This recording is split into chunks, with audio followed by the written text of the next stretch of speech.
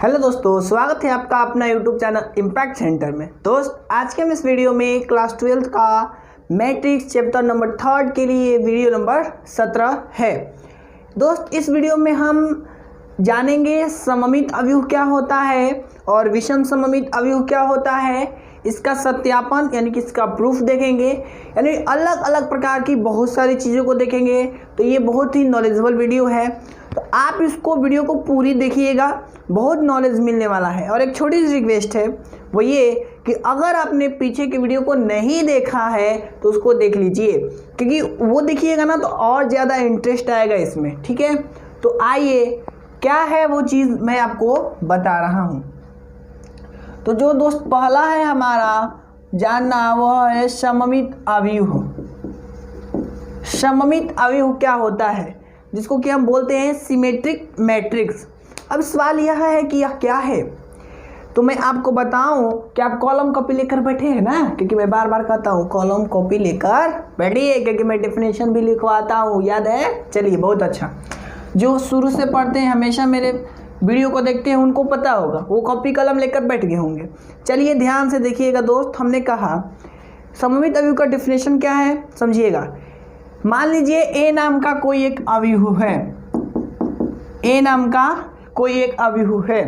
तो दोस्त ए एक वर्ग अव्यूह होगा। क्या होगा, हमने कहा कि ए एक वर्ग अव्यूह है। हम समझा रहे हैं, फिर डेफिनेशन लिखवा देंगे। अभी समझिए, हमने कहा कि मान लीजिए ए एक क्या है, वर्ग अव्यूह है।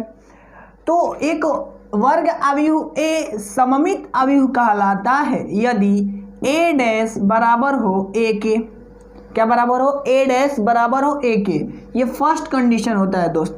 या सेकंड कंडीशन ए ये होता है कि ए आई जे है वो जे ए जे आई के अगर बराबर है, तो ऐसे अव्यूहों को भी हम सममित अव्यूह कहते हैं। फिर से समझ लीजिए दोस्त, हमने कहा एक, आप डेफिनेशन लिखिए अब कॉपी कलम पर, एक वर्ग अव्यूह ए सममित अव्यूह कहलाता है यदि ए डैश बराबर ए हो, या दूसरे शब्दों में एक वर्ग अव्यूह ए सममित अव्यूह कहलाता है यदि ए आई जे इक्वल टू दोस्त ए जे आई। ठीक है, अभी इसका मतलब क्या, तो मैं अभी आपको एग्जाम्पल थ्रू समझा रहा हूँ, यानी कि प्रूफ। अब मैं जो दोस्त दे रहा हूँ आपको प्रूफ दे रहा हूँ कि हाँ ये बात सही है कि नहीं है। और पता है 2020 में एग्ज़ाम हुआ है ना, जो बिहार बोर्ड का 2020 में एग्ज़ाम हुआ, उसमें ये क्वेश्चन पूछा है, ये वाला है ना, तो बहुत इंपॉर्टेंट है। समझ लीजिए प्रूफ दोस्त, हमने कहा कि मान लेते हैं, माना कि ए बराबर 2 7 7 6। ठीक है, क्या मान लेते हैं, 2 7 7 6। ठीक है, तो हमें प्रूफ करके क्या लाना है कि ए डैश किसके बराबर है, ए के बराबर है। इसको हमें प्रूफ करके लाना है। तो इसको ना हमने समीकरण 1 मान लिया। क्लियर है बात, चलिए बहुत अच्छा। अब हमने क्या किया दोस्त कि ए डैश निकाला। तो ए डैश में क्या करना होता है कि इसको हम ऐसे कर लेंगे, फिर इसको ऐसे करेंगे। ध्यान दीजिए दोस्त, इस वाले लाइन को ऐसे करना है, यानी पुनः ये क्या बनेगा, 2 7 बनेगा कि नहीं बनेगा, बनेगा ना, शानदार जवाब। फिर इसको करिएगा तो क्या बनेगा, 7 और 6, और इसको मान लीजिए समीकरण 2। तो आपने यहाँ पर क्या ऑब्जर्व किया, अगर आपने गौर से देखा है दोस्त, तो यहाँ पर आप ये ऑब्जर्व किए होंगे कि अगर मैं ए डैश भी निकालूँ, क्या ए डैश भी निकालूँ, तो हम यह देख रहे हैं कि जो वैल्यू है उसमें कोई चेंजेस नहीं आया है।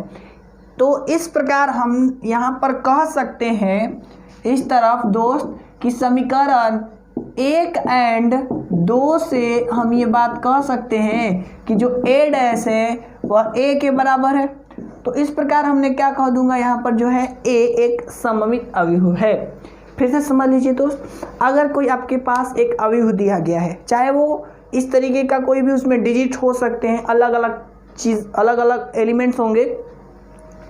अगर उन एलिमेंट्स का आपने उस अवयव का, उस अवयव जो अव्यूह है उसमें जो उपस्थित अवयव है, जब उसका ट्रांसपोज निकालिएगा यानी कि परिवर्त निकालिएगा, तो परिवर्त निकलने के बाद भी अगर वो बराबर है पुनः उतने ही चीज़ के, तो ऐसी स्थिति में हम कहेंगे कि यस, यह क्या है, सममित अव्यूह है।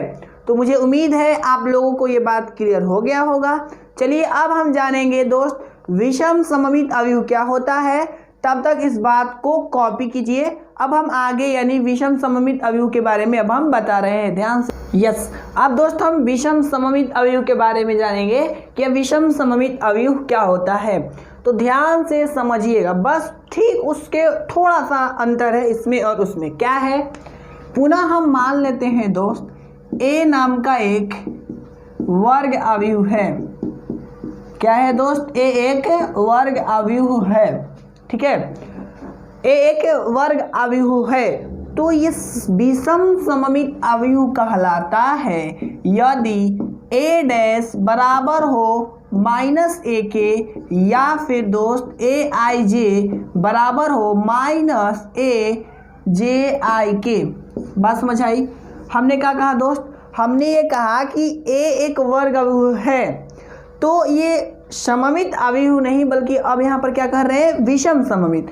विषम सममित अवयव कहलाता है यदि उसका डैश निकाले और वो डैश बराबर हो माइनस ए के, ठीक है, या फिर ए आई जे बराबर हो दोस्त माइनस ए जे आई के। ऐसे कंडीशन में हम कहेंगे कि यह एक विषम सममित अवयव है।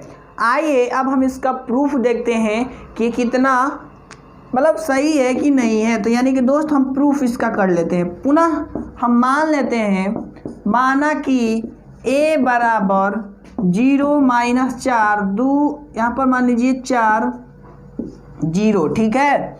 इस तरीके का हमने एक मान लिया और इसको दोस्त मान लेते हैं समीकरण 1, ठीक है। क्यों माने हैं, क्योंकि लास्ट में हमें कंपैरिजन यानी तुलना करना है। तुलना करने के बाद हम ये पता कर लगाएंगे कि ये इतना इतना के इक्वल है कि नहीं। तो ये आप लिख सकते हैं, डिफिनेशन नहीं लिखा है ना, अभी लिखिए डिफिनेशन, लिखिए एक वर्ग अवयव ए विषम सममित कहलाता है यदि ए डैश बराबर माइनस ए हो। कंप्लीट पैराग्राफ चेंज दोस्त, लिखिए दूसरे शब्दों में एक वर्ग अवयव ए विषम सममित अवयव कहलाता है यदि ए आई जे इक्वल टू माइनस ए जे आई हो। बात क्लियर है। चलिए अब आगे, अब इसको हम प्रूफ करते हैं, ठीक है। तो मान लिया हमने दोस्त ए इक्वल टू इतना, आप कुछ भी मान सकते हैं, ठीक है। अब हमने क्या किया ना, पहले हमने ए डैश निकालना शुरू किया। ए डैश निकालेंगे तो ये ऐसे है, ये ऐसे करना होगा यानी 0 4 हो जाएगा। फिर देखिए माइनस 4 0 हो जाएगा, होगा कि नहीं होगा। चलिए अब देखिएगा आगे दोस्त। अब आप मैं एक काम कहूँ, अगर आपसे मैं एक छोटी सी बात कहूँ दोस्त, अगर मैं एक काम करूँ, एक वो काम ये है कि अगर इसमें से माइनस कॉमन लूँ तो आपको पता है ना कॉमन लिया जाता है तो सब प्रत्येक अवयव से लिया जाता है। ये मैंने आपको पहले बात बताया है। तो यहाँ पर अगर मैंने कॉमन लिया माइनस तो दोस्त ये 0 का 0 हो जाएगा, ये प्लस था तो अब क्या हो जाएगा माइनस, और ये माइनस है तो अब क्या हो जाएगा प्लस, और ये 0, ठीक है। अब इसको मान लीजिए समीकरण 2। अब दोस्त आप समीकरण 1 और 2 से तुलना कीजिए तो आप ये पाएंगे, या फिर आप मैं आपको थोड़ी देर के लिए अगर मैं कहूँ, ये जो वैल्यू दिखाई दे रहा है दोस्त, ये वैल्यू किसका है, समीकरण 1 का है, और 1 मीन्स ए का वैल्यू है। तो 1 और 2 से हम लिख सकते हैं क्या लिख सकते हैं, समीकरण 1 एंड 2 से हम एक बात लिख सकते हैं, वो ये ए डैश किसके बराबर हो जाएगा, माइनस ए के बराबर। बात समझ आई। यानी इस प्रकार हमने इस बात को प्रूफ कर लिया कि अगर ए एक वर्ग अवयव है और जब मैं उसका ट्रांसपोज निकालूं यानी परिवर्त निकालूं तो वो परिवर्त अगर निगेटिव ए के बराबर हो रहा है, ऐसे में वह अवयव यानी कि वह वर्ग अवयव विषम सममित अवयव होगा। ये बात समझ आई दोस्त। अब मैं और आपको कुछ छोटी छोटी बातें बता देता हूँ, ध्यान से समझिएगा।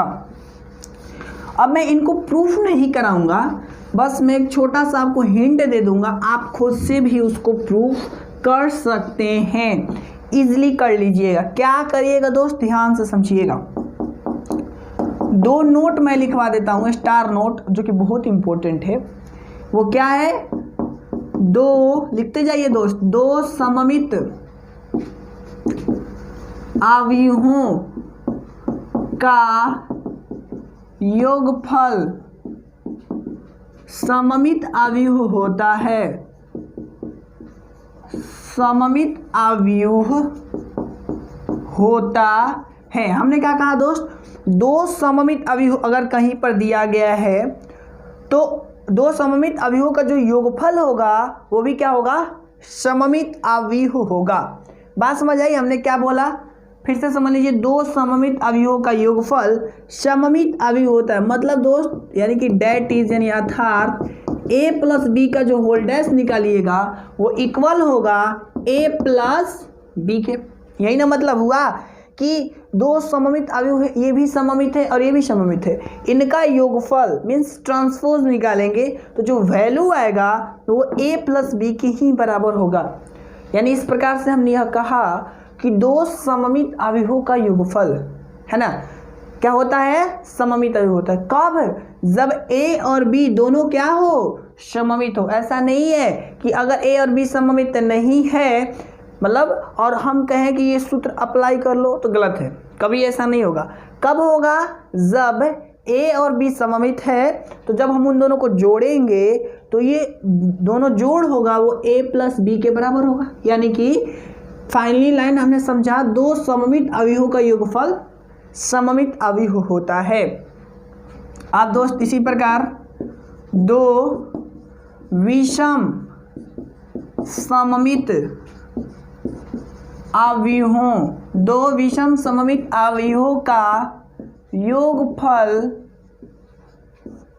भी क्या होगा दोस्त, विषम सममित अवयव ही होगा। यानी दो विषम सममित अवयवों का योगफल विषम सममित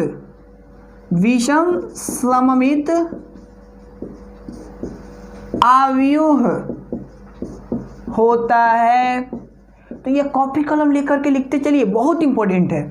यानी दोस्त दैट इज कि a प्लस बी का जो होल डैश होगा वो बराबर होगा माइनस a प्लस बी का, क्योंकि पता है आपको विषम सममित अवयव में थोड़ी देर पहले हमने बताया था कि a डैश माइनस a के बराबर होता है। तो उसी प्रकार से क्या है ना कि a और b दोनों क्या है, विषम सममित अवयव है। तो जो जब हम इनको जोड़ेंगे तो जो इनका योगफल प्राप्त होगा वो भी विषम सममित अवयव ही होगा। ऐसा नहीं है कि वो चेंज हो जाएगा। दैट मीन्स कि a प्लस बी का होल डैश बराबर होगा माइनस a प्लस बी के। कब, जब दोस्त दो विषम सममित अवयव हो तब, यानी a और b दोनों क्या हो, विषम सममित अवयव हो। और विषम सममित अवयव क्या होता है, यू नो वेरी वेल, क्योंकि थोड़ी देर पहले मैंने उस बात को अच्छे से डिस्कस किया है आपके सामने। तो दोस्त आप इन बातों को कॉपी कर लीजिए क्योंकि बहुत इंपॉर्टेंट है। अब हम नेक्स्ट वीडियो में दोस्त हम और कुछ प्रमेय सीखेंगे। अगर ये वीडियो आपको अच्छा लगा है तो इसको लाइक कीजिए, कमेंट कीजिए और दोस्तों को शेयर कीजिए। मिलते हैं नए वीडियो में, तब तक के लिए जय Hind and thanks for watching.